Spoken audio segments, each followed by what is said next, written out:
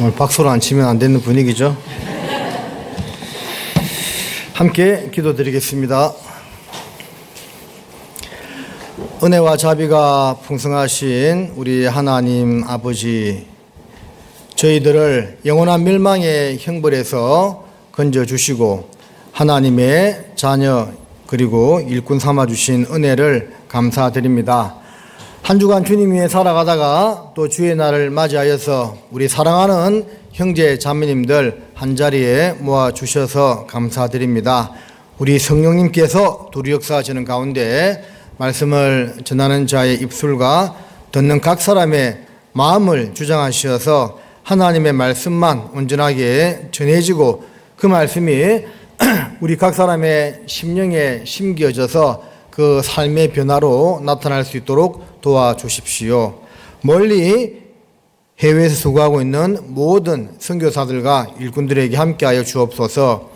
저희 나주교회와 선교 후원을 맺고 있는 몽골 돈드고비 교회 샴 미야자브 전도사님, 또 스페인 마드리드 동부교회 유영 목사님, 또 그 가족들 일꾼들과 함께 하셔서 머나먼 곳에서 선교 사역을 잘 감당토록 도와주십시오. 고개 숙여 기도하는 형제 자매님들 중에서 시험과 고난과 육신의 질병과 경제적인 어려움을 겪고 있는 분들 있다면 모든 형편을 아시는 아버지께서 능력의 오른손으로 붙들어 주시고 말씀으로 근고하여 주시기를 바랍니다.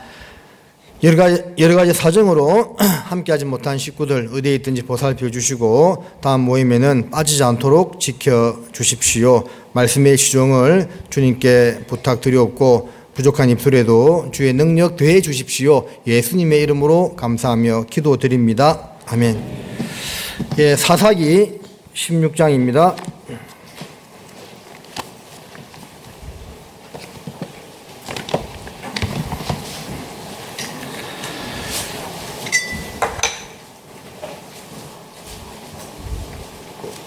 (16장) 21절로 31절 말씀을 한 구절씩 같이 읽겠습니다. 돌아가면서 읽겠습니다. 블레셋 사람이 그를 잡아 그 눈을 빼고 끌고 가사에 내려가 놋줄로 매고 그로 옥중에서 맷돌을 돌리게 하였더라.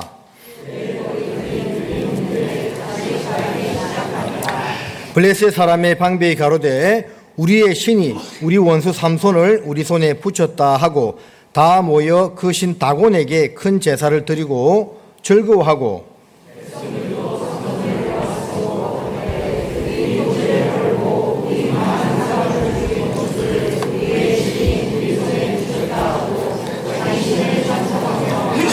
그들의 마음이 즐거울 때에 이르되 삼손을 불러다가 우리를 위하여 제주를 부리게 하자 하고 옥에서 삼손을 불러내매 삼손이 그들을 위하여 제주를 부리니라. 그들이 삼손을 두 기둥 사이에 세웠더니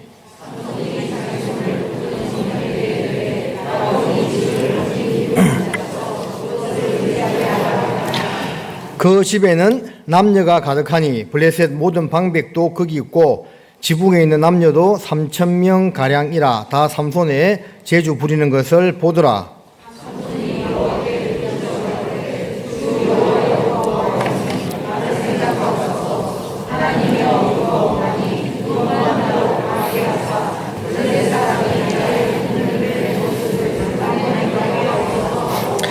집을 버틴 두 가운데 기둥을 하나는 왼손으로 한사는 오른손으로 끼어 의지하고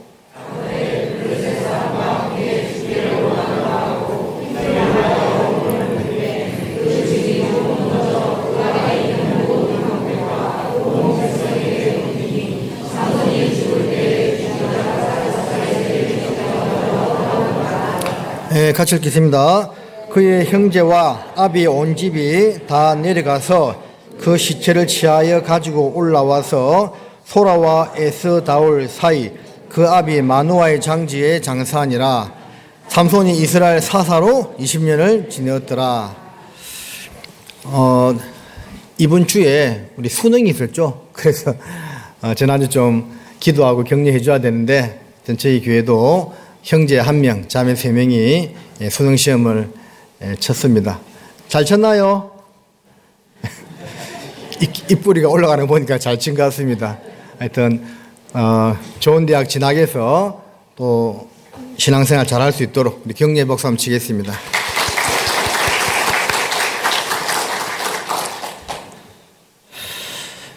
어, 2006년도에 몽골에서 선교할 때 좀 놀란 것이요. 그분들한테 성경 이야기하니까 이분들이 성경을 태어나서 처음 본다더라고요.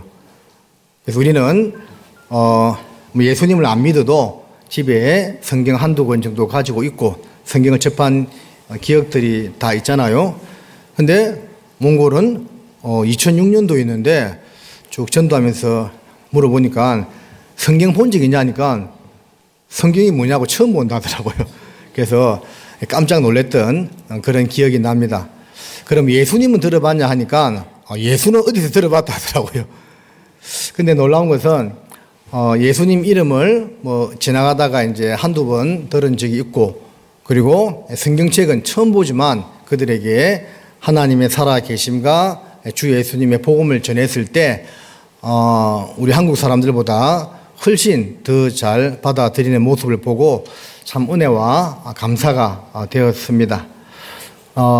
올해 이제 몽골 선교 때도 노방전도를 통해서 여러분들이 구원받았다고 교회에 나왔는데요.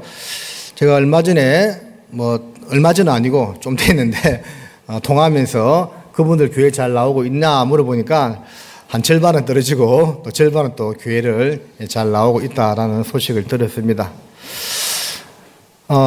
우리가 인생을 살면서 예수님이라는 이름은 구원받기 전부터 다 들어봤죠. 제 기억을 더듬어 보니까 저는 예수님보다 오늘 본문의 주인공인 삼손을 가장 먼저 알게 되었던 것 같습니다. 동네에 작은 교회당이 있었는데 크리스마스 날 거기 가면 먹을 것을 준다 해서 6세, 7세 때 그 정도 나이를 기억합니다. 교회당을 갔던 기억이 있습니다. 가니까 만화 영화를 하나 틀어주더라고요.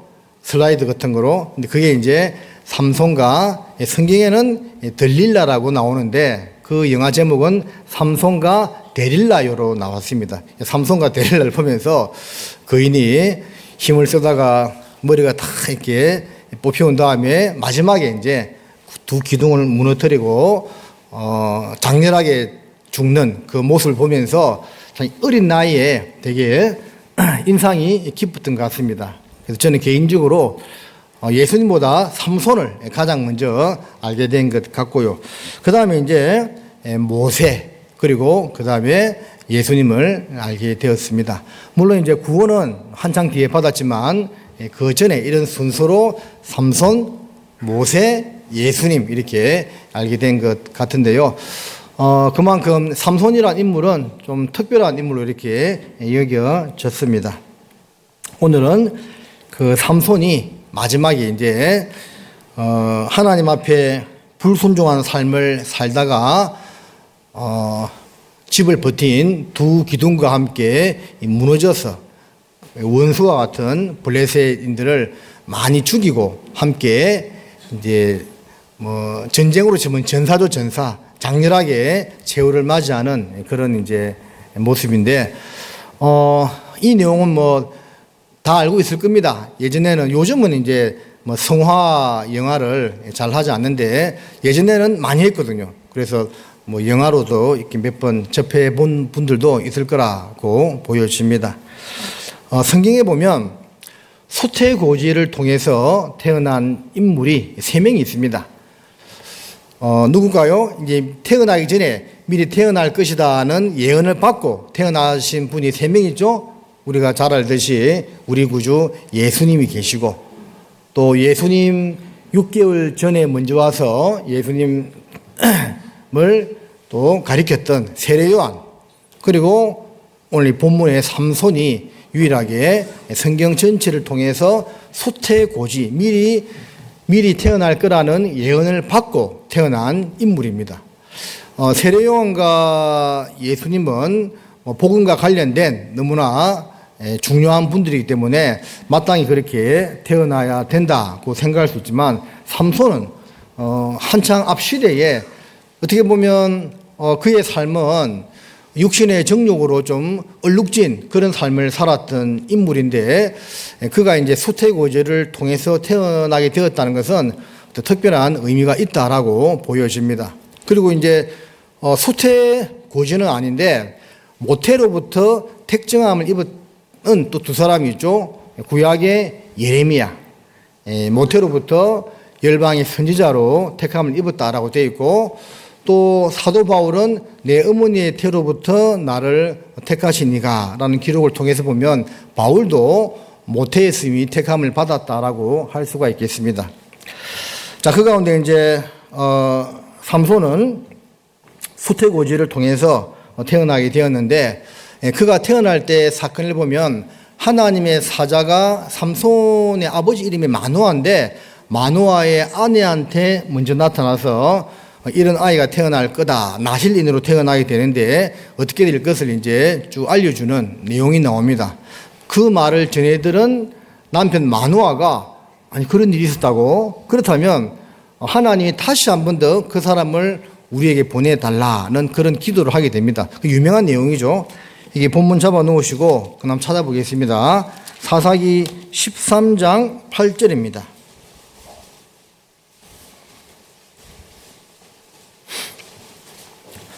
사사기 13장 8절 말씀은 우리 같이 한번 읽어볼게요. 여호와께 기도하여 가로되 주여 구하옵나니 주의 보내셨던 사람을 우리에게 다시 임하게 하사 그로 우리가 그 낳을 아이에게 어떻게 행할 것을 우리에게 가르치게 하소서. 교사 교육할 때 자주 인용되는 성경 구절인데, 이 마노아의 기도가 좀 특별합니다. 왜 그러냐면 하나님의 보내셨던 주에 보내셨던 그 하나님의 사람을 우리에게 다시 임하게 하사 한 번 더 보내달라 그 말이죠. 그리고 어떻게 기도합니까? 그로 우리가 그 낳을 아이에게 어떻게 행할 것을 우리에게 가르치게 하소서. 그러니까 특별한 아이가 태어나게 되는데 이 아이를 우리가 어떻게 가르치고 어떻게 양육해야 할지를 먼저 우리에게 가르쳐 달라, 그렇게 기도를 하게 되죠. 가르침을 받고자 하는 자세, 가르치기 전에 가르침을 받고자 하는 자세, 우리를 가르쳐 달라. 참 하나님 보실 때 합당한 모습이다라고 생각됩니다. 다윗이 하나님 앞에 가장 위대한 인물 중에 한 사람, 하나님의 마음에 합한 사람이 될 수 있었던 이유는 가끔씩 말씀을 드리지만 뭐라고 했죠? 항상 묻고 답을 구하는 자세. 어떻게 하리까? 올라가리까 말일까? 올라가라. 그럼 어디로 가리까? 항상 물었죠. 다윗이요, 사울이 죽은 이후에 그렇게 물음을 던진 것은 사실은 몰라서 물었던 것이 아닙니다. 이미 기름 부음을 받았고 자기가 왕이 될 차례였고, 그 당시에 행정, 정치, 경제의 중심 도시인 헤브론으로 올라가는 것은 너무나 당연한 것이었지만, 그래도 하나님이 혹시 다른 답을 주실까봐 겸손히 자기 생각을 다 내려놓고 물었다는 것은 하나님 마음에 아주 합한 모습이라는 것을 알 수가 있습니다. 오늘 본문에 이 삼손의 아버지도 그렇게 물었습니다. 그 날 아이에게 우리가 어떻게 이 아이를 가르쳐야 할지, 양육해야 할지 우리에게 알려달라 하는 그 모습은 하나님이 원하시는 모습이라고 할 수가 있습니다. 제가 어떤 교회에 있을 때 교회학교 후원 회장님이 그 당시에 75세 은장이 어르신이었어요. 지금 이제 90세 거의 다 됐는데, 그분이 졸업식 할 때 이제 한 말씀 부탁드렸더니 아주 인상 깊은 말씀을 하시더라고요. 그 초등학교 아이들 앞에서 어떤 이야기를 하냐면, 우리 어린이 여러분들, 제 나이가 75세인데 저는 아직까지도 배우고 있습니다. 그런 말을 하더라고요. 하나님으로부터 기도하고 성경도 계속 배우고 있고, 그는 그 연세에 컴퓨터, 엑셀, 파워포인트, 워드 프로세스, 그걸 배운다니까요. 그래서 나도 이 나이에 계속 배우고 있으니까 여러분들도 배워야 합니다. 그 말 하는데 그 축하 인사말이 듣고 있던 저한테 너무 각인이 되었습니다. 아, 그렇구나. 75세, 그 연세도 항상 배우고자 하는 자세. 어떻게 보면 인생을 오래 살았기 때문에 더 이상 내가 무엇을 배울 것이 있느냐라고 생각할 수도 있겠지만 그렇게 생각하지 않고 배우겠다는 자세, 아름다운 모습이죠. 그래서 하나님이 우리에게 원하시는 자세는 가르침을 받고자 하는 자세다라는 것을 알 수가 있는 겁니다. 우리가 이렇게 주일날 모여서 기도하고 말씀을 듣죠. 어떤 분이 말씀을 전하든지 간에 하나님께서 오늘 이 말씀을 통해서 나를 깨우쳐 주십시오. 엠마오로 내려가는 그 두 제자, 한 사람의 이름은 글로바였죠. 엠마오에 다 다다랐을 때 예수님은 더 가시려고 했지만 노중에서 예수님의 말씀으로 인해서 마음이 뜨거워진 두 제자는 우리와 함께 유아사이다면서 강건하여 예수님을 붙들었다고 되어 있습니다. 자, 그때 예수님은 그들과 함께 들어가셔서 안수하셨을 때 눈이 밝아져 그리스도를 발견하게 되는, 그리스도를 영접하게 되는 그런 모습이 있게 되죠. 하나님 우리한테 원하시는 것은 그런 것 같아요. 더 알기를 원하고, 더 가르침 받기를 원하고, 더 순종하며 살기를 원하는 마음 자세. 사실은 순종이라는 것도요, 이제 이해가 안 될 때는 뭐 복종이라도 하라고 이야기하지만 그래도 복종보다는 순종이 낫겠죠. 근데 순종은 어떨 때 하느냐 하면 내 마음에 아멘이 되었을 때 순종하는 거예요. 근데 그 아멘이 되려면요, 겸손한 자세로 가르침을 받고자 하는 마음이 되었을 때 하나님 신이 우리 마음을 움직여서 그 말씀에 공감하게끔 만든다고 믿습니다. 그렇게 했을 때 즐거운 마음으로 순종하게 되는 겁니다. 우리 청년들이 지지난주 찬미제를 했죠. 시편 110편 3절이죠. 거룩한 청년들이 즐거이 헌신하니라고 되어 있습니다. 즐거이 헌신하니, 즐거이 순종한다, 몸을 드린다, 그 말이죠. 그것은 청년들은 어른들보다는 아무래도 때가 덜 묻었지요. 마음이 순수합니다. 그러니까 말씀을 잘 받아들이고 그 받아들인 말씀이 공감이 되니까 즐거운 마음으로 순종하고 주님 일에 함께 하고자 하는 그런 마음이 생긴다라고 볼 수가 있습니다. 그래서 이 본문하고 좀 앞에 있는 말씀이긴 하지만 이 마노아의 아버지의 그 기도는 모든 사람들에게, 모든 성도들에게 기감이 되는 말씀이기 때문에 잠깐 찾아보았습니다. 어쨌든 삼손은 소태고지를 받고 태어나면서부터 나실인으로 태어나게 됩니다.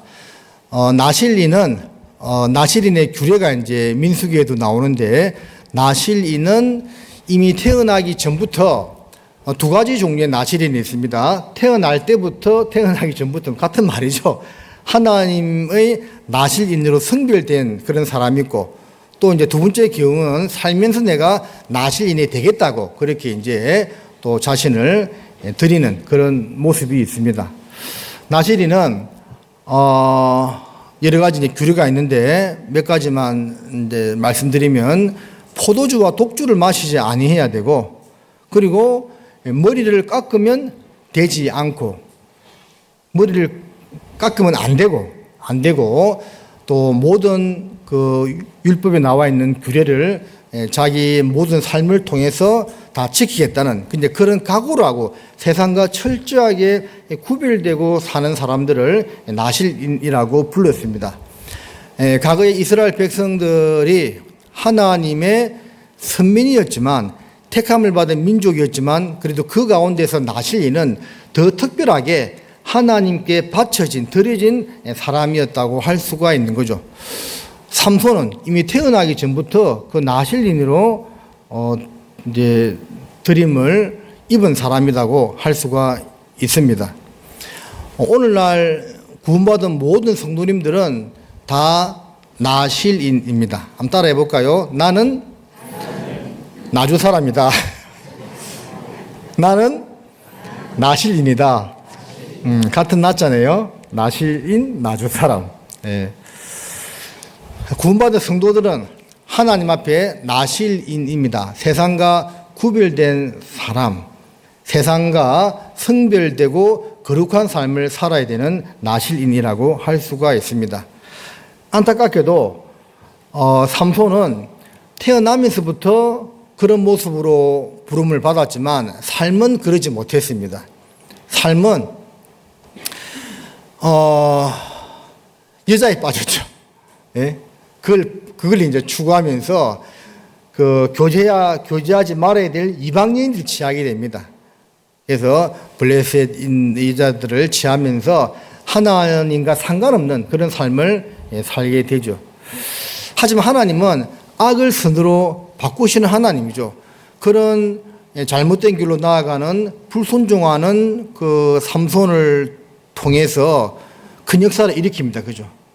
예. 어떤 경우에는 여우 300마리를 잡아서 묶어가지고 꼬리에 불을 붙여서 블레셋 사람들의 밭을 다 태우기도 하고, 어떤 경우에는 나귀 특별로 무려 1000명을 죽이는 그런 대단한 일을 행하기도 합니다.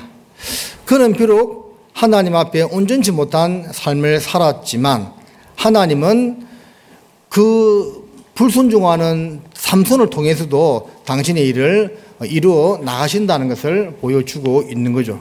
이것을 이제 하나님의 초월 통치라고도 이야기를 합니다. 무슨 말이냐면 인간의 어떤 의지와 계획을 가지고 자기 마음대로 하지만 결국은 그 모든 행위가요 하나님의 뜻 안에서 다 이루어진다는 겁니다. 예를 들면 에스겔 38장에 러시아가 에티오피아, 리비아, 이란, 티르키예, 아르메니아 이런 나라들을 동반해 가지고 마지막 전쟁을 일으킨다고 되어 있잖아요. 그러면 거기에 기록되어 있는 나라들이 성경 에스겔서에 우리가 러시아와 연합해 가지고 마지막 전쟁을 일으킨다고 되어 있으니까 그대로 하자, 그렇게 하겠어요? 아니에요. 아무 상관없이, 성경과 상관없이 자기들의 어떤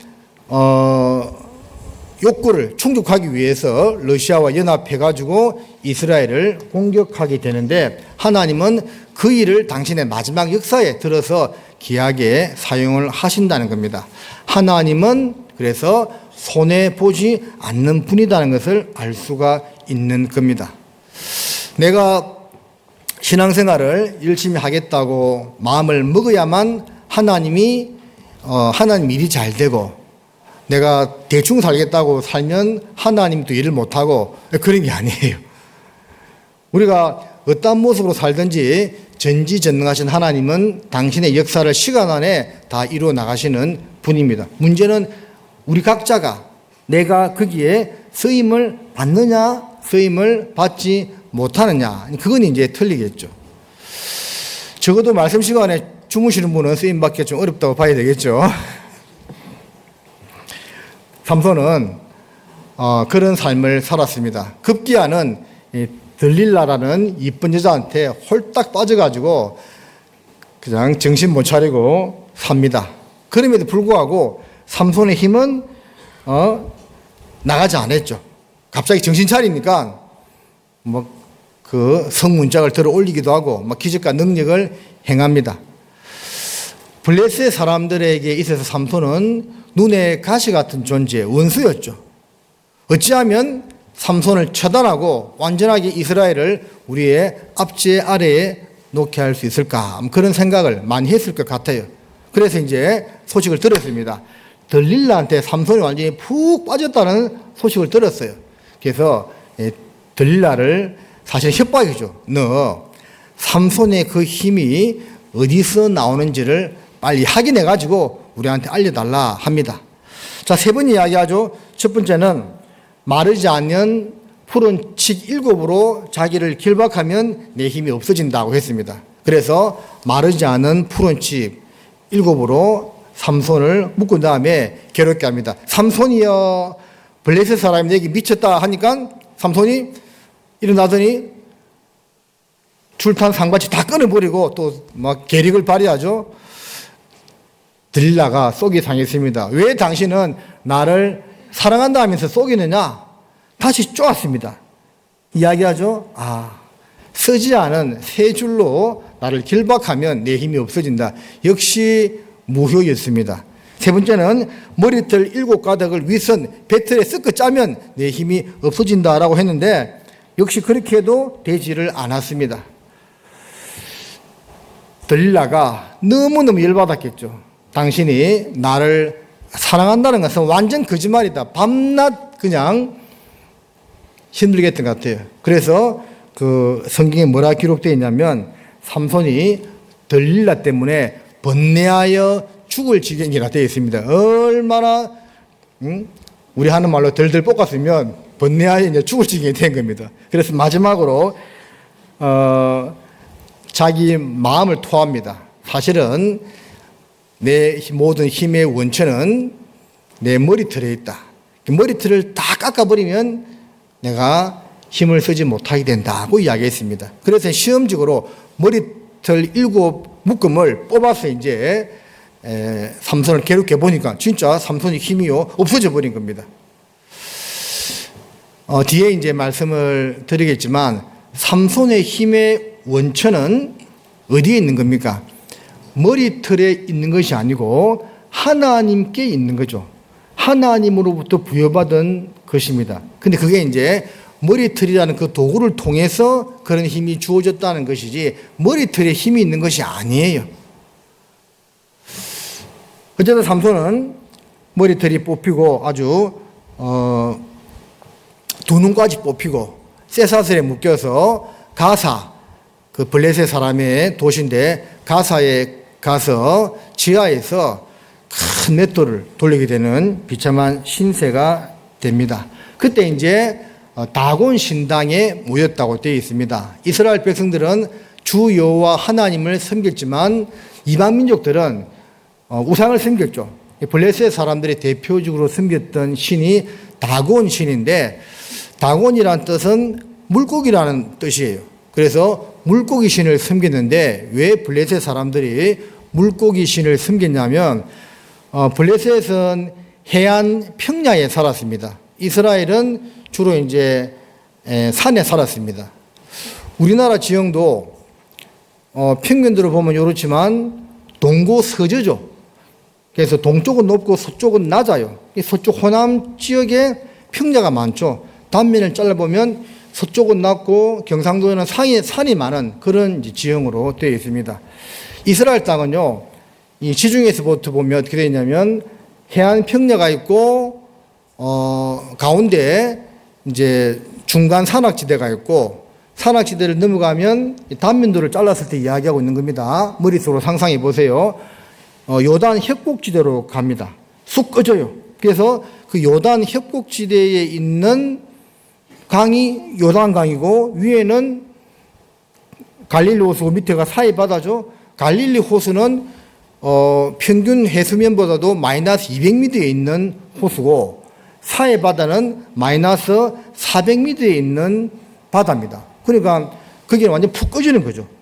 그래서 해안 평야지대, 중부 산악지대, 요단 협곡지대, 다시 요르단 쪽 가면 다시 이제 고원지대로 이렇게 나타나게 되어 있습니다. 성경에 이스라엘 사람들은 주로 이제 산 중턱이나 그 이상에 살았습니다. 우리 시대에 와서 밝혀진 건데 사람이 살기 가장 좋은 해발 고도가요 700m에서 800m 정도라고 합니다. 너무 평야지대에 살면 습하고 너무 높으면 호흡하기 곤란하고 그래서 700m와 800m 사이가 인체가 사람이 살기에 가장 좋은 지대라고 이야기하는데 예루살렘이 해발 약 800m 되는 도시거든요. 그래서 마태복음 5장에 산 위에 있는 동네가 숨기지 못할 것이오라고 되어 있는데 그 말은 이제 이스라엘 사람들이 주로 이제 산 위에 이렇게 살았다 그 말입니다. 그리고 블레셋 사람들은 해안 평야에 살았어요. 블레셋과 이스라엘은 원수지간이었죠. 싸울 때 보면 블레셋은 올라가고 이스라엘은 내려가고 그런 표현이 있습니다. 그리고 이제 중간 지역에서 만나서 싸웠는데 그 중간 지역을 지금 이제 세펠라라고 부릅니다. 그 세펠라에서 큰 유전이 발견되었다고 집회 때 들었죠. 그 세펠라 같은 지역이 뭐 소래 꼴짜기 이런 데가 이제 세펠라 지역에 해당됩니다. 블레셋 사람들은 해양 민족이었기 때문에 바다의 신을 섬겼고 그 신의 이름이 다곤 신이었다 그 말입니다. 이 다곤 신이요, 얼굴과 상체는 이렇게 사람이고 하반신은 물고기입니다. 그런 신이었어요. 그래서 뭐 인어공주 생각하면 될 것 같기도 하고, 또 그 스타벅스에 있는 모형 있죠, 그 그림 있죠, 그 마크가 사실은 다곤신입니다. 다곤신. 그래서 스타벅스 잘 먹기는 하지만 어쨌든 참고로 알고 계시면 되겠습니다. 그래서 이제 그들은 이렇게 이야기했습니다. 여기 본문으로 가보겠습니다. 23절에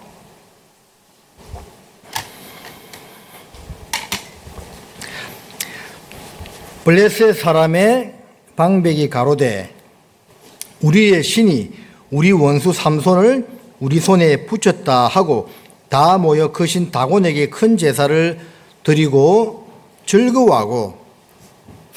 여러분, 지금 삼손이 이제 머리털이 다 깎이고 두 눈이 뽑히고 잡힌 것은 다곤 신 때문에 잡힌 겁니까? 징계받은 결과로 하나님께서 허락해서 그렇게 된 겁니까? 그죠? 징계의 결과죠. 다곤 신이 그렇게 한 것이 아닙니다.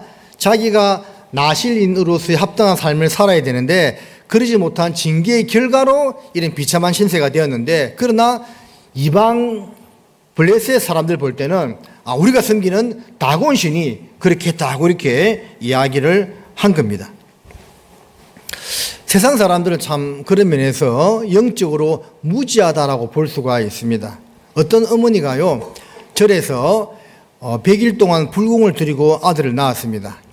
그러면 여러분, 그 아들은 하나님이 주신 겁니까? 부처가 준 겁니까? 하나님이 준 거죠. 근데 세상 사람들은 부처가 줬다 생각한다니까요. 얼마나 어리석어요, 그죠?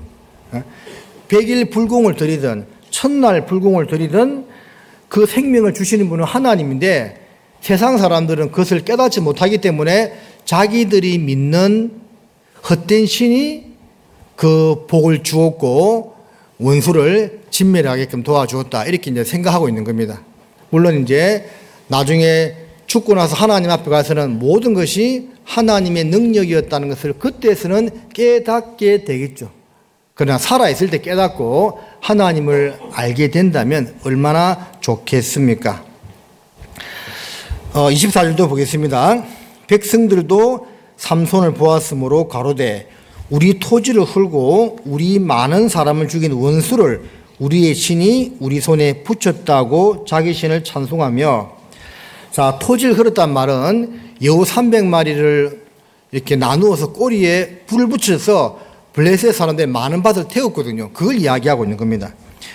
우리 많은 사람을 죽였다는 것은 이제 나기 특별로 1000명을 죽인 그 사건을 이야기하고 있는 것입니다.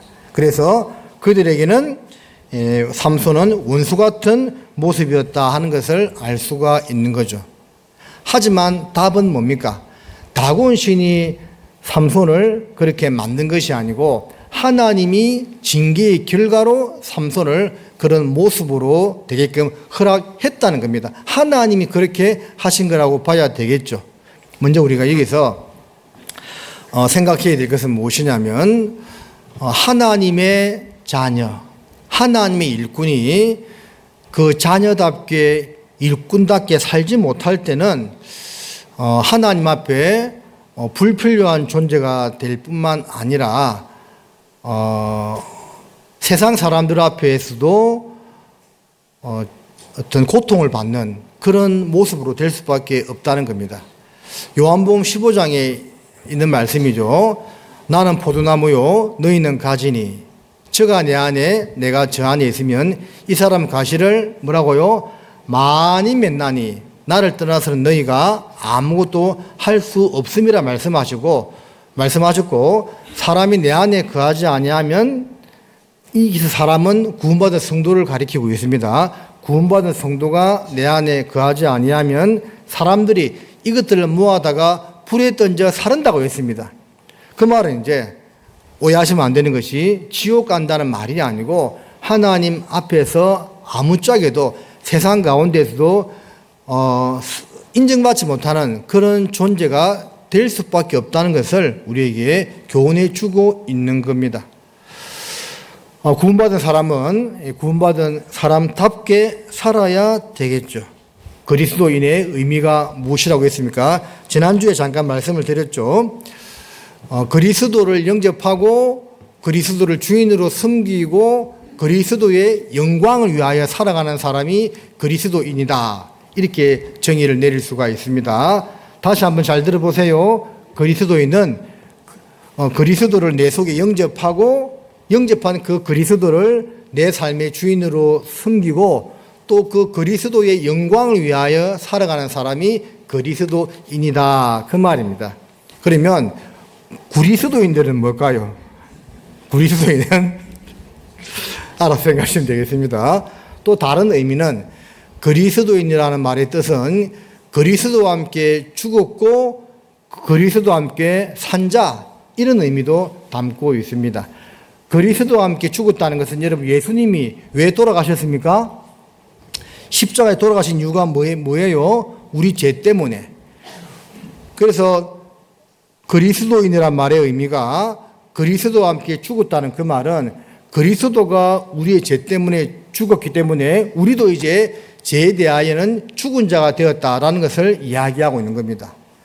예수님이 부활하심으로 나도 부활했다. 그게 또 그리스도인의 뜻이라고 했죠. 그 말은 예수님의 부활은 우리를 의롭다 하심을 위하여 부활하였다고 되어 있죠. 그렇다면 우리도 이제 의에 대하여는 산자가 되었다. 그 말입니다. 로마서 6장을 찾아보겠습니다. 로마서 6장 11절입니다.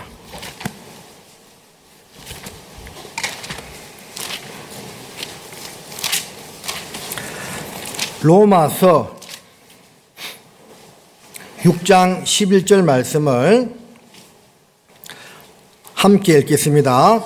이와 같이 너희도 너희 자신을 죄에 대하여는 죽은 자요 그리스도 예수 안에서 하나님을 대하여는 산 자로 여길지어다. 이게 그리스도인의 모습이다라고 할 수가 있겠죠. 우리 자신을 죄에 대하여 죽은 자요 내가 그리스도와 함께 십자가에 못 박혔나니라고 되어 있죠. 그리고 그리스도 예수 안에서 하나님을 대하여는 산 자로 여길지어다. 이제는 내가 산 것이 아니요 오직 내 안에 그리스도께서 사신 것이라. 내가 이제 육체 가운데 사는 것은 나를 사랑하사 나를 위하여 자기 몸을 부리신 하나님의 아들을 믿는 믿음 안에서 사는 것이라고 갈라디아서 2장 20절에서 말씀하고 있습니다. 그게 그리스도인이다. 그 말입니다.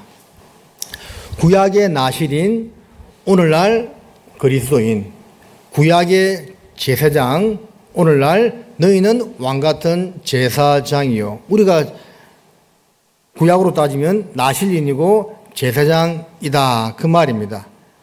하지만 그 나실인의 삶을 살지 못했을 때, 제사장의 삶을 살지 못했을 때 고통 가운데 처할 수밖에 없는 것처럼 우리도 그리스도인답게 살지 못한다면 우리 삶 가운데 많은 어려움을 겪을 수밖에 없다는 것입니다.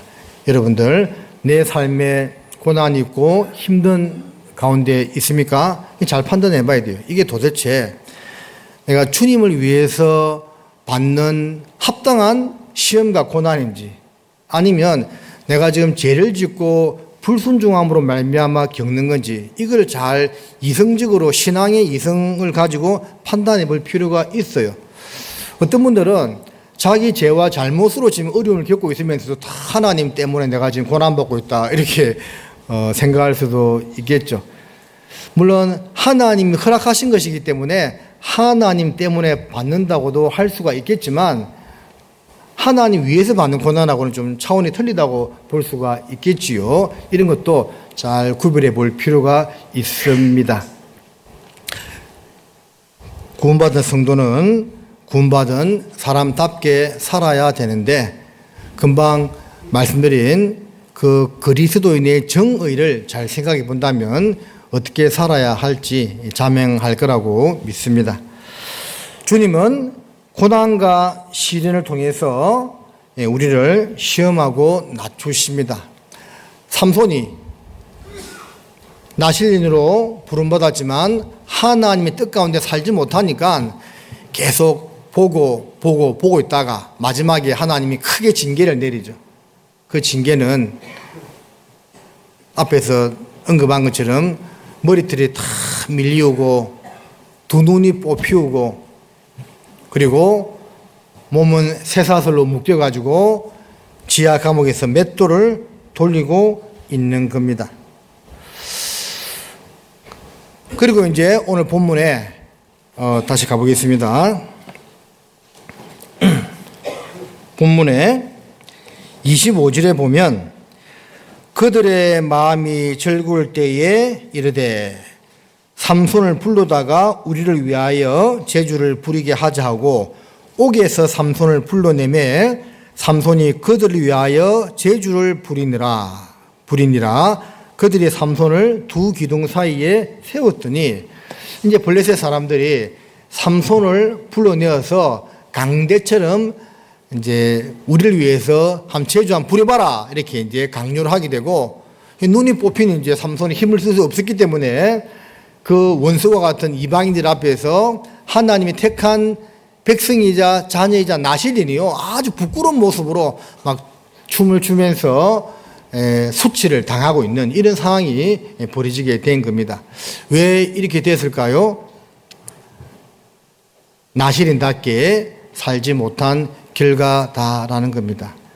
구원받은 사람답게 살지 못한 결과라는 것이지요. 하나님은 삼손이 이런 불순종을 했음에도 불구하고 계속 힘을 유지해 줬다면 삼손이 이렇게 철저하게 반성하고 회개했을까요? 안 했을 겁니다. 예. 잘못을 했는데도 그걸 그대로 그냥 보고만 있으면요. 그 사람은 절대 돌이키지 않습니다, 여러분. 우리가 자녀들이 잘못했을 때는 부모들이요, 왜 잘못했는지를 정확하게 이야기해 줄 필요가 분명히 있습니다. 잘못을 했는데도 아이고 내 새끼 귀엽다고 그냥 오냐오냐 해버리면 그 아이는 점점 자라면서 자기가 뭘 잘못했는지를 몰라요. 그리고 행실이 더욱더 나빠지는 겁니다. 그건 상당수의 부모의 책임이라 볼 수가 있겠죠. 부모가 자기 화풀이로 자녀들을 때리는 것도 합당치 않지만 그러나 잘못했는데도 그냥 가만히 내버려 두는 거 그건 어쩌면 자녀의 인생을 망치는 것이라고 할 수가 있겠습니다. 징계는 다 받는 것이거늘 없으면 사생자요 참 아들이 아니다는 것처럼 우리 성인도 그럴진데 우리 자녀들이 정말 부모님 볼 때 성경적으로 알아서 잘 클까요? 그런 자녀 있으면 제발 나한테 소개 좀 해주세요. 내가 어떤 자녀인지 궁금하네 진짜. 분명히 잘못하게 되어 있어요. 근데 지금 우리 시대 많은 부모들은 그걸 탓하지 않는 것 같아요. 내 새끼 귀엽다고 그냥 오냐오냐 하니까 자기 뭐가 잘못했는지 모르고 계속 성장하는 겁니다. 그게 이제 삐뚤어지는 거예요. 그 결과 우리 시대에 학생들이요, 이게 겁이 없는 겁니다. 우리 때만 해도 불량 청소년들이 이렇게 골목에 모여서 담배 피다가도 어른이 오면요, 도망갔습니다, 진짜. 불 끄고. 근데 요즘은 담배 사달라고 한다며요. 그게 다 한 소리 했다가는 무슨 봉변 당할지 모릅니다. 여러분, 그게 그 아이들만의 잘못일까요? 저는 그렇게 생각하지 않습니다. 많은 어른들이요, 그걸 보고 그냥 지나친 겁니다. 그 결과가 쌓여서 지금 학생들의 모습이 그렇게 된 거예요. 물론 이제 우리 교회 학생들은 이제 전혀 그렇지 않겠지만 세상에서 그런 모습을 가끔씩 볼 수가 있는 겁니다. 하나님은 공의와 사랑의 하나님입니다. 내가 잘못했는데 불순종했는데 죄 가운데 빠졌음에도 불구하고 아무런 징계를 느끼지 못하고 있다. 혹시 내가 사생자가 아닌가 생각해 봐야 됩니다. 징계는 다 받는 것이거늘 이라고 말씀하고 있거든요. 저는 처음에 구원받고 어떤 잘못을 했는데 그 잘못인지 몰랐어요. 그런데 일주일 동안요 끙끙 앓아 누운 적이 있다니까요. 나중에 생각해 보니까 내가 뭘 잘못했는지 깨달았습니다. 저도 징계를요 많이 받았던 것 같아요. 아마 우리 형제 자매님들도 다들 그런 경험이 있을 겁니다. 하나님은 징계를 통해서 우리를 낮추십니다. 왜? 결국은 하나님의 귀한 일꾼으로 다듬어 나가야 되기 때문에 그냥은 안 되거든. 종은 말로만 하면 듣지 않는다고 자문에 되어 있죠. 그 종은 뭐냐면 실제 종을 가리키기도 하지만 우리 안에 있는 육신을 가리키고 있는 말씀입니다. 우리 안에 육신은요 말만 해가지고 절대 바뀌지 않습니다. 복종시켜야 됩니다.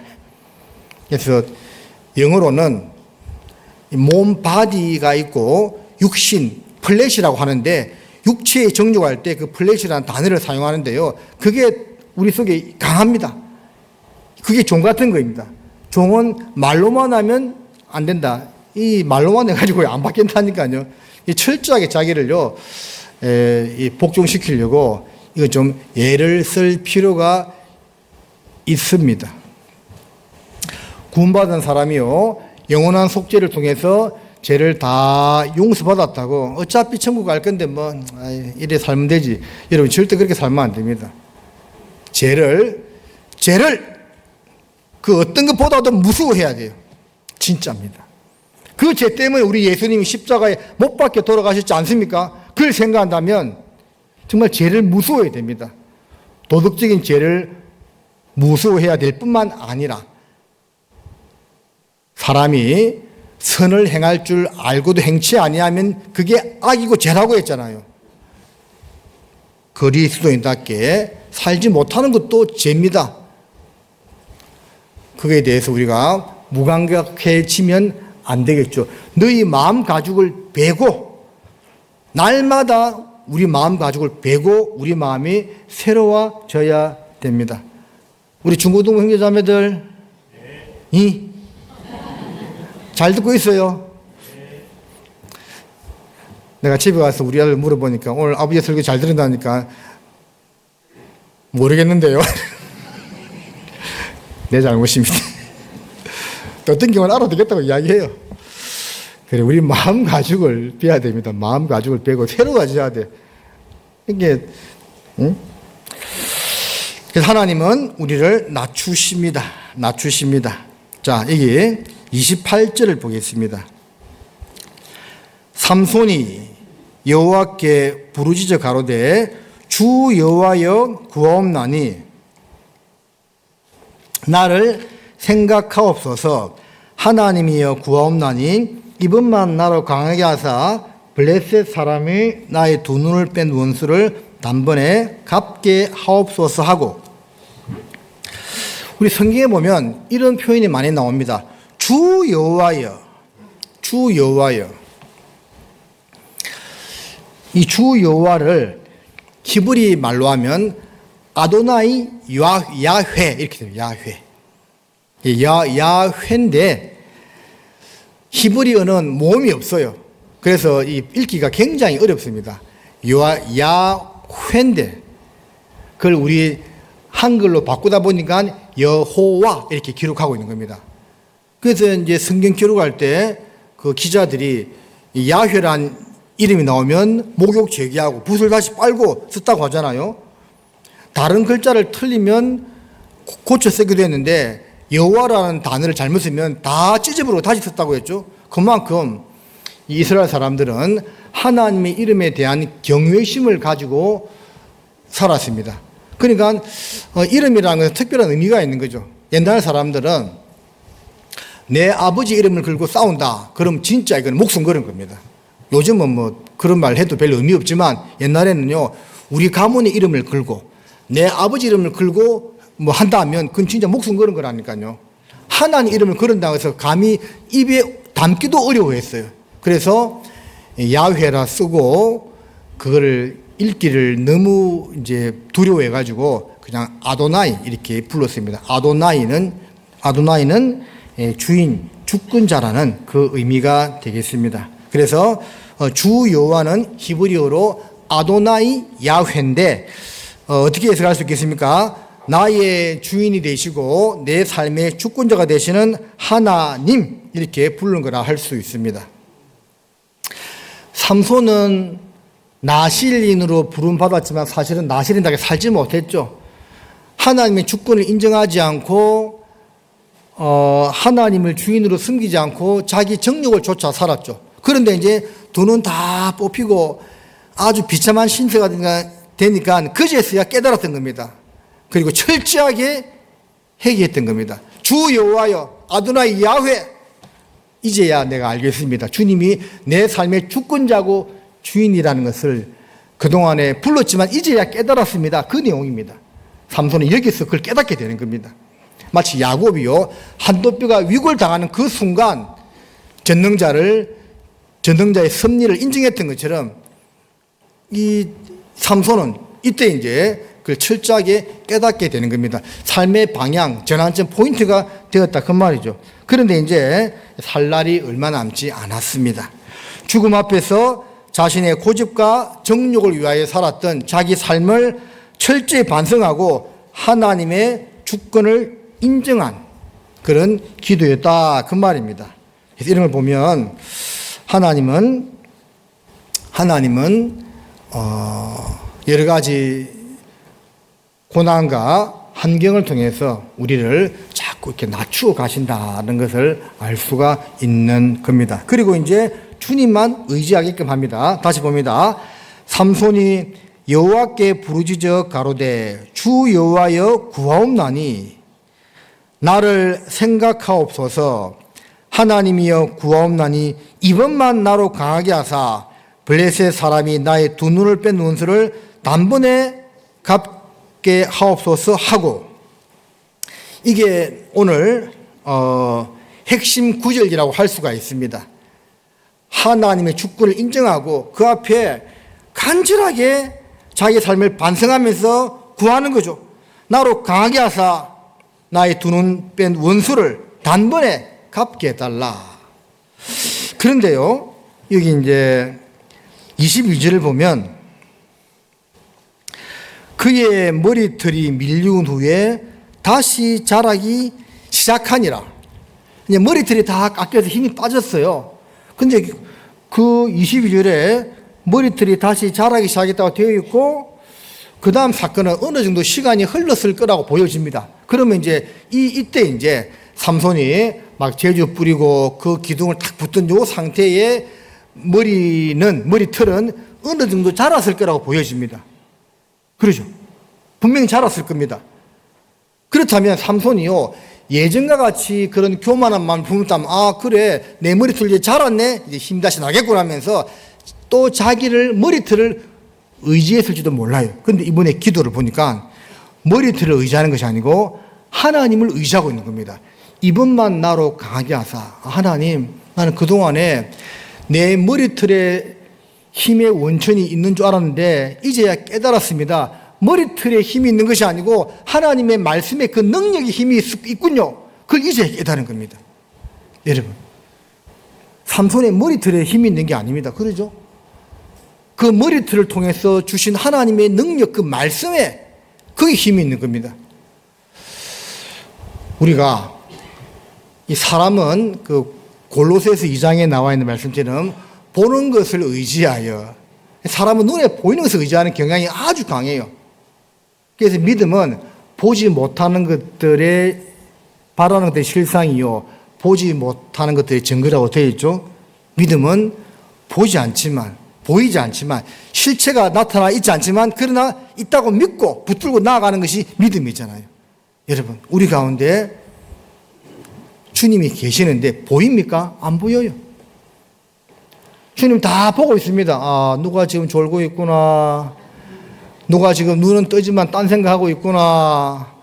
누가 지금 얼른 끝나고 빨리 점심 먹을 생각만 하고 있구나. 오늘 메뉴가 뭘까? 주님은 다 보고 있습니다. 주님 보고 있어요. 그래서 이 보이지 않는 주님을 의지하는 그 믿음, 능력이 있어야 됩니다. 자, 우리 열왕기하 18장입니다.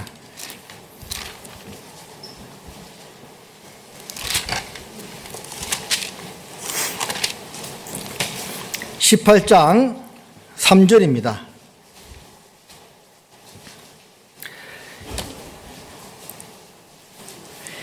히스기야가 그 조상 다윗의 모든 행위와 같이 여호와 보시기에 정직히 행하여 여러 산당을 제하며 주상을 깨뜨리며 아세라 목상을 찍으며 모세가 만들었던 놋뱀을 이스라엘 자손이 이때까지 향하여 분향함으로 그것을 부수고 느수단이라 일컬었더라. 히스기야가 이스라엘 하나님 여호와를 의지하였는데 그의 전후 유다 여러 왕 중에 그러한 자가 없었으며 곧 저가 여호와께 연합하여 떠나지 아니하고 여호와께서 모세에게 명하신 계명을 지켰더라. 히스기야는 남유다 13번째 왕이죠. 히스기야 전후 앞뒤로 그렇게 히스기야처럼 여호와를 의지한 사람이 없었다라고 되어 있죠. 대단한 믿음의 인물이라 할 수가 있겠습니다. 보이지 않는 하나님을 보는 것처럼 생각하고 믿음으로 함께 믿고 연합하여 나아갔다는 거죠.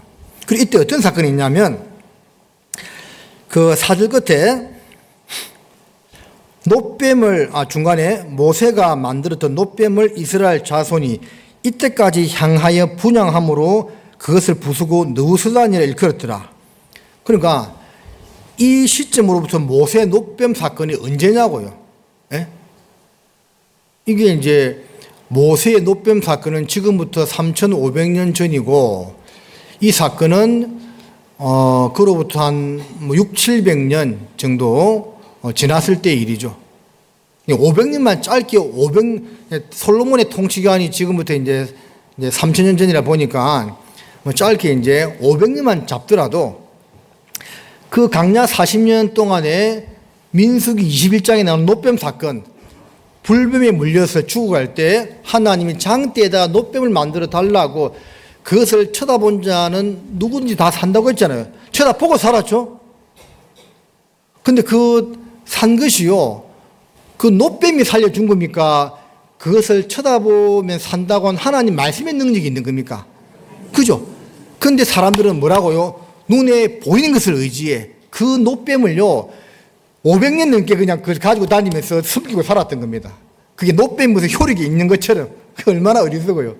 놋뱀은 아무것도 아닌데 그 놋뱀이 마치 자기들을 고쳐준 신인 양 이스라엘 백성들이 이 다음에도 다윗, 사울, 다윗, 솔로몬 이 시대를 다 거치면서도 있잖아요. 그걸 이 히스기야 왕 때까지 그걸 들고 다녔던 겁니다.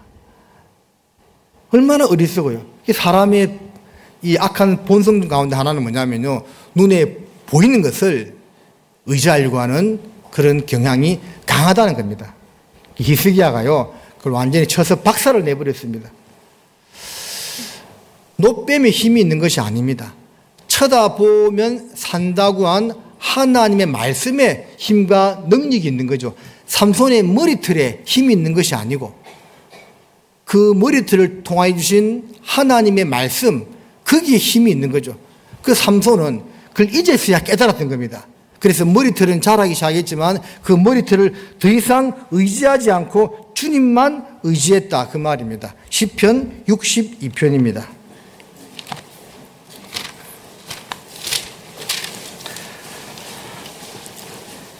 시편 62편 11절 말씀입니다. 우리 같이 한번 읽어보겠습니다. 하나님이 한두 번 하신 말씀을 내가 들었나니 권능은 하나님께 속하였다 하셨도다. 자, 하나님이 직접 한두 번 말씀하셨습니다. 권능이 무슨 뜻입니까? 권리와 능력은 오직 하나님께만 속해 있다, 그 말입니다. 이것을 깨닫는 것이 신앙의 아주 중요한 요소라고 할 수가 있겠죠. 모든 능력은 하나님으로부터 나와요. 놋뱀에게 나오는 것도 아니고 머리털에게서 나오는 것도 아니고 이 교회당 건물에게서 나오는 것도 아니고요. 하나님에게서 그 능력이 나온다는 것. 그래서 우리가 반드시 알고 인정하고 믿고 붙들고 살아가야 된다는 겁니다. 그리고 하나님은 그것을 그것을 깨달을 때까지 자꾸 우리를 연단하신다고 할 수가 있습니다. 심지어는 이방인 느부갓네살 왕도 그 바벨론 큰 제국을 세웠잖아요. 세계 그 7대 불가사의 중에 하나가 뭐냐면 느부갓네살 왕이 자기 왕비를 위해 만들었던 하늘 궁전입니다. 지금은 이제 없어졌는데 유적만 남아있죠. 그 멀리서 보면요, 자기 아내를 위해서 궁전을 만들었는데 멀리서 보면 하늘에 떠 있는 것처럼 보였대요. 그래서 그게 불가사의 중에 하나라 일컬어지고 있는데, 그런 대단한 위세를 가졌던 느부갓네살이 어떻게 했습니까? 자기가 잘나서 이 바벨론 제국을 세운 줄 알았어. 그래서 위세가 대단했지요. 하나님이 낮추셨습니다. 자, 다니엘서 4장을 보십니다. 에스겔, 다니엘이죠.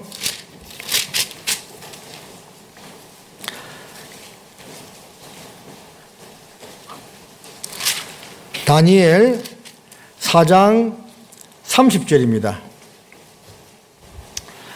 구약성경 1240쪽 정도 되겠습니다.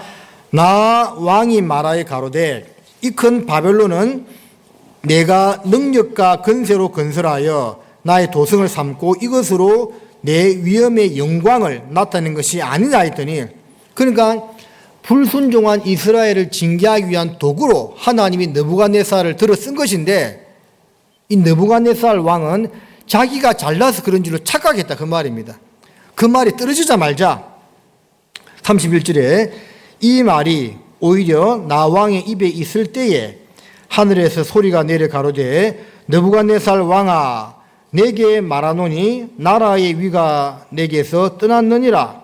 내가 사람에게 쫓겨나서 들짐승과 함께 거하며 소처럼 풀을 먹을 것이요 이와 같이 7대를 지내서 지극히 높으신 자가 인간 나라를 다스리시며 자기 뜻대로 그것을 누구에게든지 주시는 줄을 알기까지 이르리라 하더니, 그 동시에 이 일이 나 느부갓네살에게 응함으로 내가 사람에게 쫓겨나 소처럼 풀을 먹으며 몸이 하늘 이슬에 젖고 머리털이 독수리 털과 같았고 손톱은 새 발톱과 같았었느니라.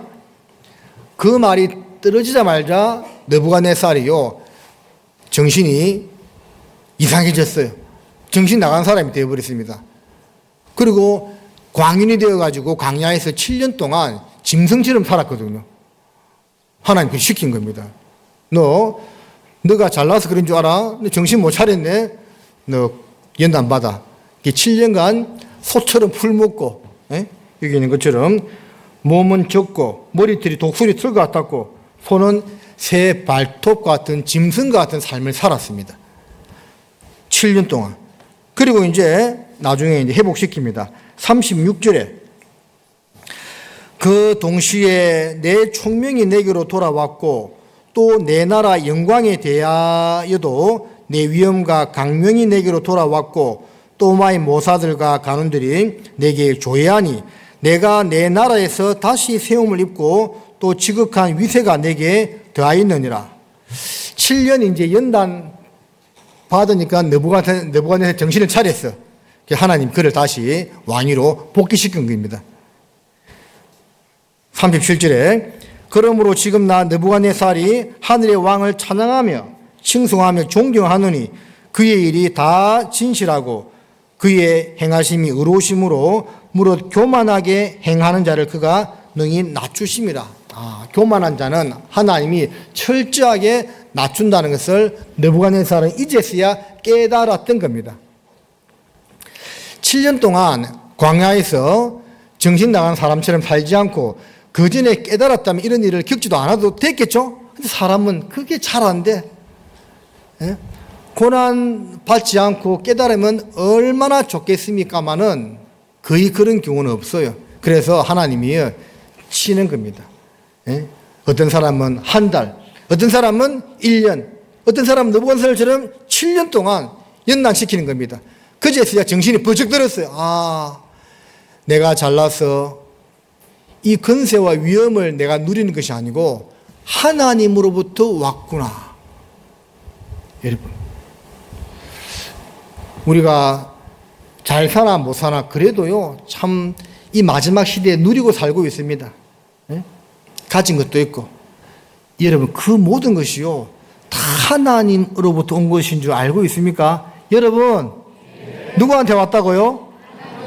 그거 알고 있어요? 하나님한테 왔으면 내가 잘나서 이게 했던 게 아니에요.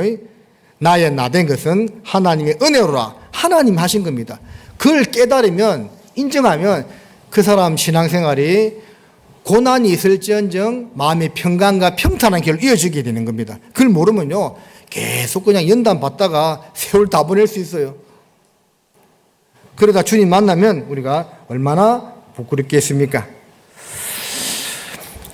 D.L. 무디가 쓴 제가 책을 하나 읽어보니까 D.L. 무디는 요 사건을 언급하면서 느부갓네살도 구원받았고 천국에서 만날 수 있다, 그렇게 쓰고 있더라고요. 혹시 모릅니다. 우리가 느부갓네살을 천국 가면 만날 수도 있습니다.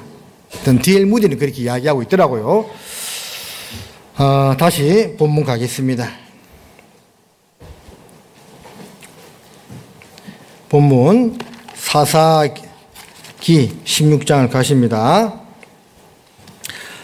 28절에 여호와여, 삼손이 여호와께 부르짖어 가로되 주 여호와여 구하옵나니 나를 생각하옵소서. 하나님이여 구하옵나니 이번만 나로 강하게 하사 블레셋 사람이 나의 두 눈을 뺀 원수를 단번에 갚게 하옵소서 하고, 이것은 자기 원수를 갚겠다는 것도 되겠지만 사실은 이스라엘을 대적하는 블레셋, 하나님을 대적하는 그 블레셋에게 원수를 갚겠다는 그런 이제 기도가 되겠습니다. 29절에 집을 버틴 두 가운데 기둥을 하나는 왼손으로 하나는 오른손으로 껴 의지하고, 그래서 이때 블레셋 사람들의 어떤 그 양식, 이제 뭐 해당은 아니고 그냥 모이는 그런 장소 그 형태가요, 지붕에 큰 이렇게 평평한 이제 슬라브가 있고 그 밑에 이제 두 기둥이 버티고 있는 그런 이제 구조였다고 합니다. 그러니까 요 두 기둥만 무너뜨리면 이 집이 다 무너지는 겁니다. 그 지붕 위에 대략 블레셋 방백 3,000명 가까이 있었다니까 엄청나게 많은 숫자죠. 3,000명이 지붕에 올라가 있을 정도의 건물이니까 굉장히 큰 건물이었다고 볼 수가 있고, 근데 그 큰 건물을 기둥 두 개가 딱 버티고 있는 겁니다. 그것도 짧은 근거리에서 껴안았습니다. 그 어렸을 때 본 그 영화에서는 삼손이 밀어서 무너뜨리던데 이게는 껴 의자에 껴안았습니다. 껴서 무너뜨린 겁니다. 30절에 가로되 블레셋 사람과 함께 죽기를 원하노라 하고 힘을 다하여 몸을 굽히매 그 집이 곧 무너져 그 안에 있는 모든 방백과 온 백성에게 덮이니 삼손이 죽을 때에 죽인 자가 살았을 때에 죽인 자보다 더욱 많았더라. 자, 이 삼손의 마지막 비장한 각오를 보십시오. 블레셋 사람과 함께 죽기를 원하노라. 한번 따라 하십니다. 블레셋 사람과 함께 죽기를 원하노라. 그러니까 블레셋은 다 멸하고 나는 좀 구원해주세요 하나님, 이게 아니고 나도 같이 죽겠다 그 말입니다. 이게 결단이죠. 큰 각오와 결단을 한 겁니다. 함께 죽기를 원했다. 이것은 이제 자기의 남은 삶을 구차하게 부여잡지 않고 나도 함께 죽음으로써 그동안 하나님의 나신으로 살지 못했던 자기 삶을 반성하면서 자기 온 삶을 이 사건으로 마무리 짓겠다는 그런 각오와 결단이죠. 대단한 거죠. 누가 생각이 납니까? 에스더 4장 16절에 죽음은 죽으리다. 다니엘서 3장에 사드락 메삭 아벳느고가 그리 아니하실지라도 우리가 죽을지라도 우상행을 숨기지 않겠다는 그런 각오죠. 이 각오와 결단입니다. 여러분, 자신의 죽음을 통해서 이스라엘을 구원코자 했던 이 삼손의 모습은 요것만 잘라놓고 봤을 때 사단의 건세에서 우리를 건져내기 위해서 십자가의 죽음으로 나아간 예수님을 예표하는 하나의 모습이 되기도 합니다. 요 부분만 잘라놓고 봤을 때는 그렇다는 겁니다. 자기의 죽음으로 이스라엘을 압제하던 블레셋을 멸하고 해방시키기를 원했던 삼손, 그 모습은 사단에 매여 종로로 타던 우리를 위해서 십자가의 고난을 짊어지고 죽으심으로 우리를 마귀의 권세에서 벗어나게 해주신 예수님의 하나의 모형이 된다라는 겁니다. 이 죽음을 통해서 이루어졌다는 것이 중요하죠. 그리고 그렇게 하기 위해서 마음에 큰 각오와 결심을 가졌다라는 겁니다. 많은 사람이 죽었죠. 나중에 보면 삼손이 살아있을 때 죽인 사람보다 이 마지막 때 죽인 사람이 더 많다고 되어 있죠. 이 구약은 실제 사건이지만 어떤 경우 수만 명, 수십만 명 죽었다는 그런 기록이 나오잖아요. 그거는 이제 사실이지만 우리는 영적으로 좀 해석해야 됩니다. 이때 많은 블레셋 사람이 죽었다는 것은 마귀의 큰 권세가 일단 이때 크게 이제 치명상을 입었다라는 것을 이야기해 주고 있는 겁니다. 그래서 이제 요 뒤로 보면 블레셋이 더 이상 나오지 않죠. 나중에 이제 오랜 시간이 지난 다음에 사무엘 때 다시 등장하게 되거든요. 이 블레셋 사람들은 이 삼손의 이 사건으로 인해서 그들도 엄청난 타격을 받았던 겁니다. 그 지도자 3,000명이 동시에 다 죽어버렸으니까 힘을 썼겠어요? 회복하는데 많은 시간이 걸렸을 거라고 보여집니다. 마귀의 큰 세력이 이 사건으로 인해서 멸해졌다는 것을 당분간이지만 그걸 이제 알려주고 있는 겁니다. 그리고 그 일을 위해서 바울은 큰 각오와 결단을 했다라는 겁니다. 우리도 삼손처럼 한 해가 저물어 갑니다.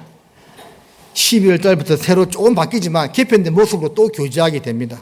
우리도 뭔가 좀 큰 각오와 결단을 가지고 우리의 남은 때를 살아야만 되겠습니다. 자, 오늘 설교 제목이요, 믿음의 반열에 오른 삼손이죠. 삼손은 왜 믿음의 반열에 오르게 되었을까요? 끝이 좋았습니다. 끝이. 시작은 삼손은 어떻게 보면 시작도 안 좋았어요. 중간도 안 좋았고 끝이 좋았어. 끝이 좋아가지고 믿음장에 오르게 되죠. 한번 보겠습니다. 히브리서 11장.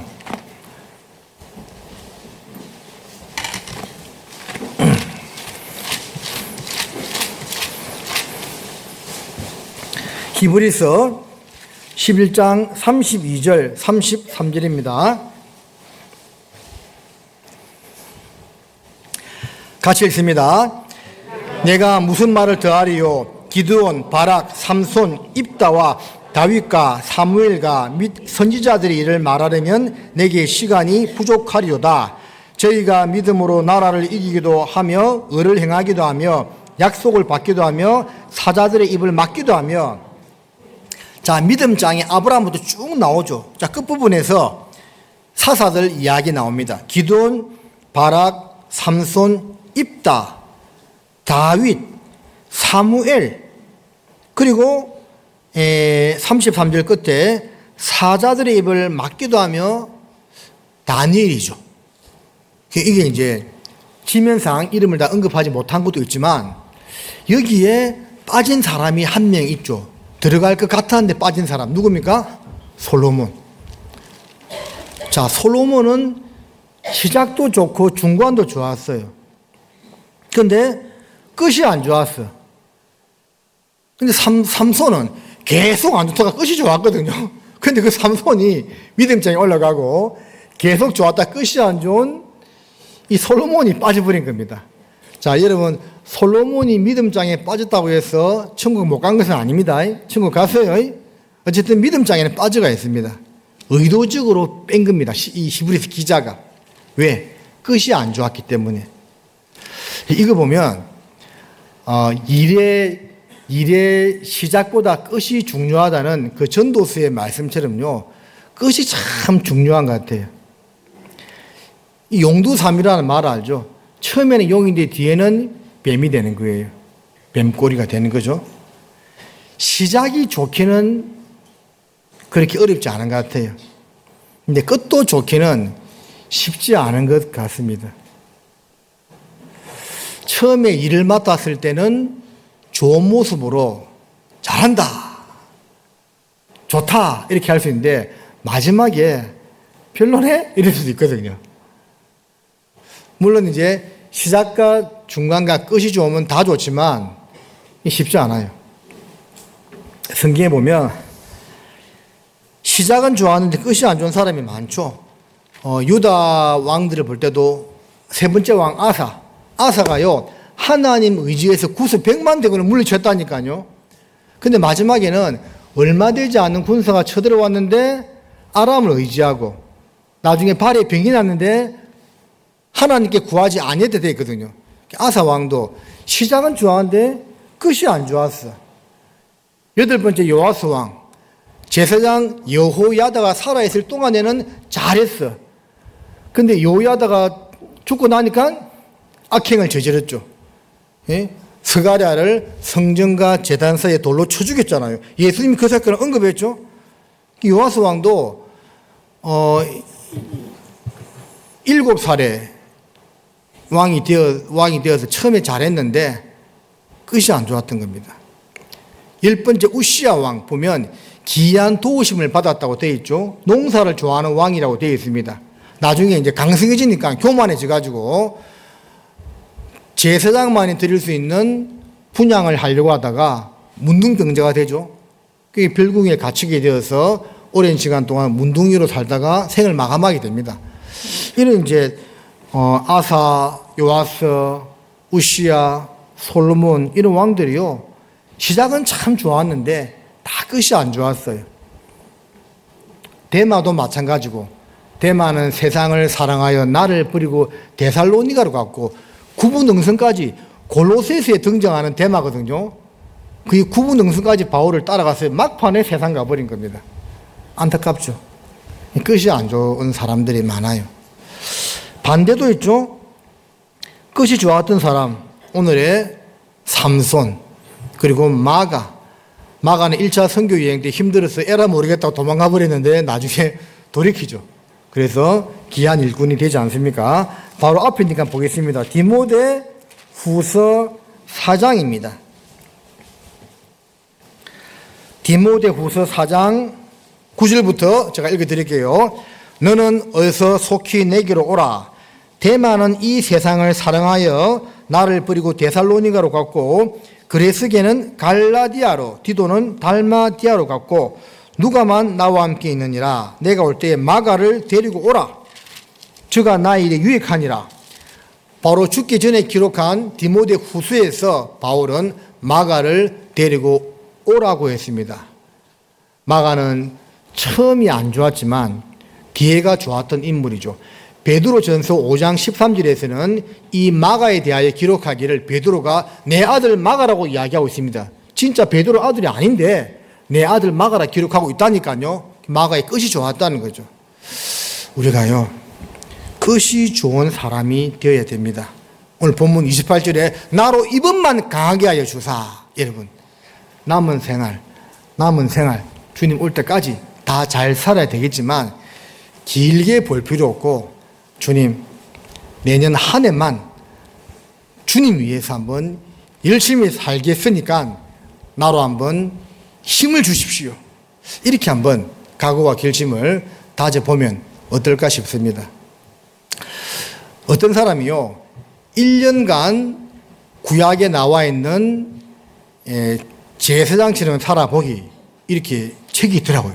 이 사람이 나실인처럼 사는데 머리도 안 깎고 구약에 나와 있는 그런 이스라엘 사람들처럼 실제 살은 겁니다. 그 책을 펴냈더라니까요.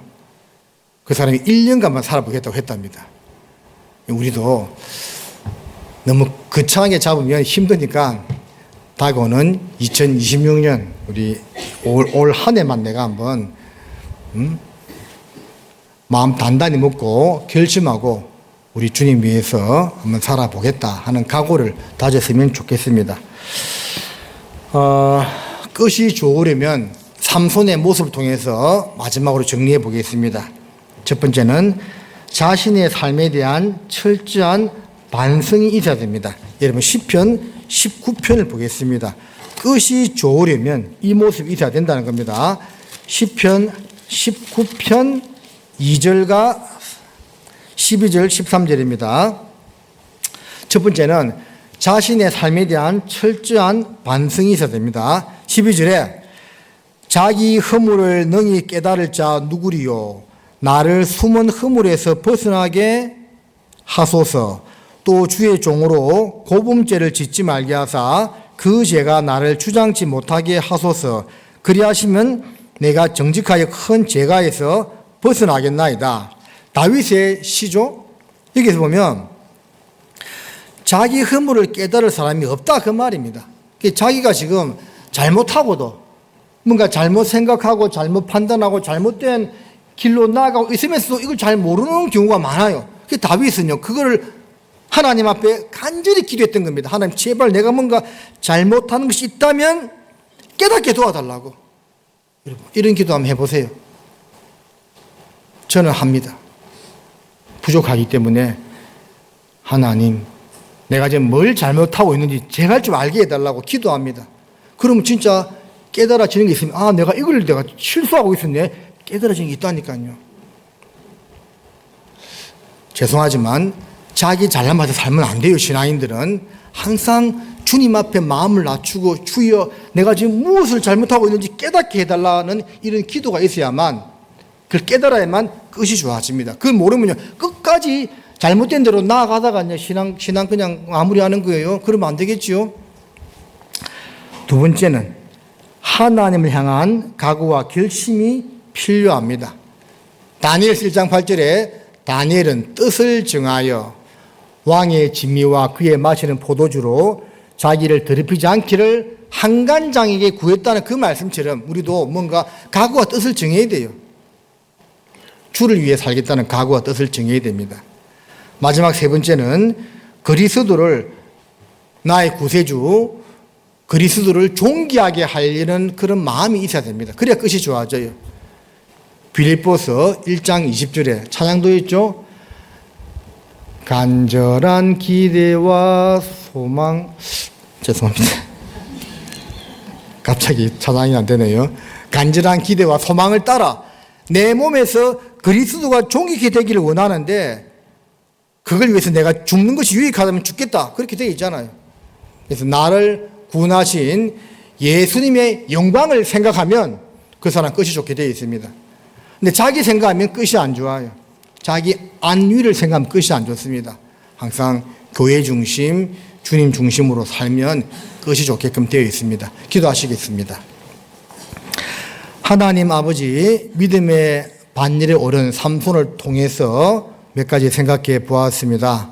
삼손이 불순종으로 오랜 시간 보내었지만 그러나 마지막에 지나온 삶을 반성하고 철저하게 회개함으로 마지막 죽음과 함께 귀하게 쓰임받고 믿음의 반열에 오르게 된 것처럼 우리들도 이 마지막 시대에 주님과 교회와 복음 전파를 위해서 뜻을 굳게 정하고 살아갈 수 있도록 허락하여 주시옵소서. 사랑하는 우리 나주교회 형제 자매님들 각 가정마다 하나님께서 주시는 은혜와 자비가 가득하기를 바랍니다. 남은 시간도 함께해 주십시오. 우리를 사랑하시는 예수님의 이름으로 감사하며 기도드립니다. 아멘.